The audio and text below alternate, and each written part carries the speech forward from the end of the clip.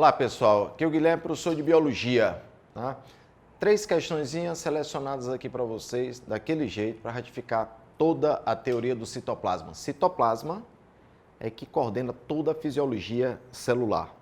Lembrando aquelas principais diferenças do citoplasma de uma célula eucariótica e de uma célula procariótica. Em relação às organelas, lembrando que a única organela presente nos 2 tipos de células, procarióticas e eucarióticas, são os ribossomos que sintetizam proteínas, ok? Então, nessa primeira questão, algumas organelas assemelham-se a bactérias, gravam lá, bactérias precursoras, bactérias que no processo citoplasmático tiveram uma grande influência, participação na origem de algumas organelas. Você não pode esquecer disso aí, tá? Em tamanho e forma, além da semelhança genética e bioquímica, o que sugere que possa ter ancestrais procarióticos.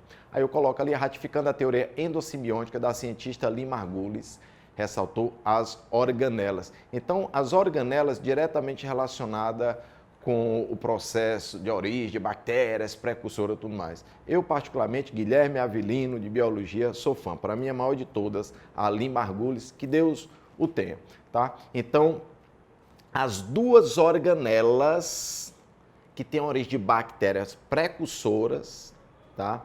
São os cloroplastos e mitocôndrias. É tanto que essas 2 organelas têm material genético. É tanto que essas 2 organelas, se tem material genético, se tem DNA, tem a capacidade da duplicação, diferente de outros orgânulos, diferente de outras organelas. Então, em qualquer concurso, qualquer questão, prova que falar de origem de bactérias precursoras, quais são as 2 organelas que vão vir na cabecinha de vocês, tá? Cloroplastos e mitocôndrias. Portanto, essa primeira, a letra C, ok? Na sequência, o álcool e outras drogas, como sedativos, quando ingeridos em excesso ou com frequência, induzem a proliferação de organoides, tá? Contribuindo assim com a capacidade do corpo em suportar a carga tóxica. O organoide implícito é.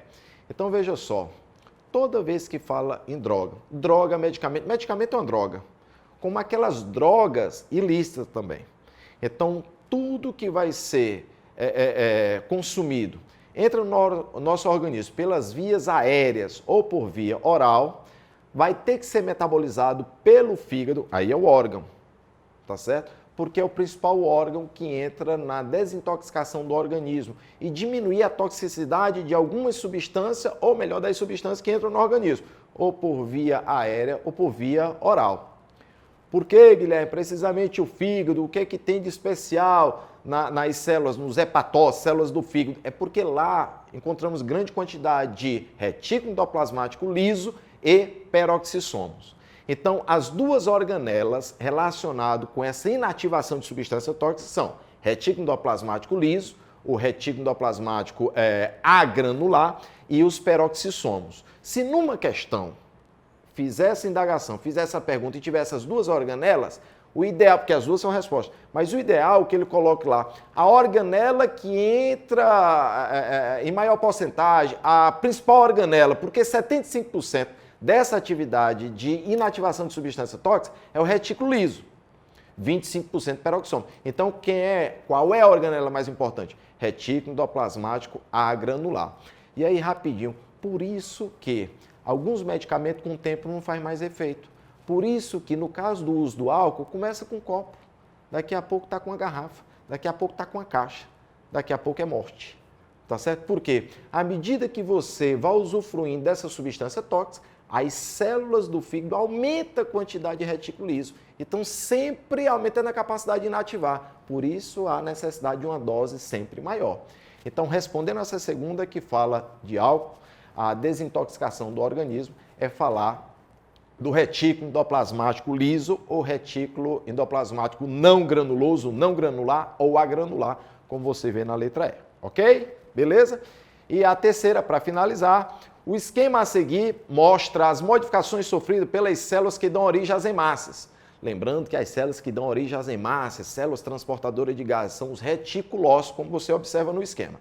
Durante a saga, o núcleo é exocitado. Exo fora, é jogado para fora. Vocês lembram que, certamente, as hemácias dos mamíferos são células anucleadas. Ora, se não tem núcleo, o núcleo foi lançado para fora, vai ter uma maior área para transportar gases, uma eficiência maior. Então, hemácias anucleadas, isso é coisa de mamíferos, tu não pode esquecer. E as organelas são digeridas, aí a palavra-chave, digeridas você tem que destacar, tornando as hemácias prontas para entrar na corrente sanguínea. Então, toda essa saga ocorre na fábrica. Qual é a fábrica? Medula óssea vermelha, tá certo? Porque quando a hemácia é lançada no sangue, já vai, nos mamíferos, já vai ser um núcleo com uma área maior para transportar o oxigênio e o CO2. Então, a principal organela acionada neste processo, qual é o processo, Guilherme? Da digestão, é tanto que vocês destacaram digerida, são os lisossomos. Então, falar em qualquer questão, falar do processo de digestão intra e extracelular, quem está por trás disso aí? Os lisossomos. Portanto, terceira questão, certamente a acertar, letra B de bola, lisossomo. Valeu, um abraço, pessoal.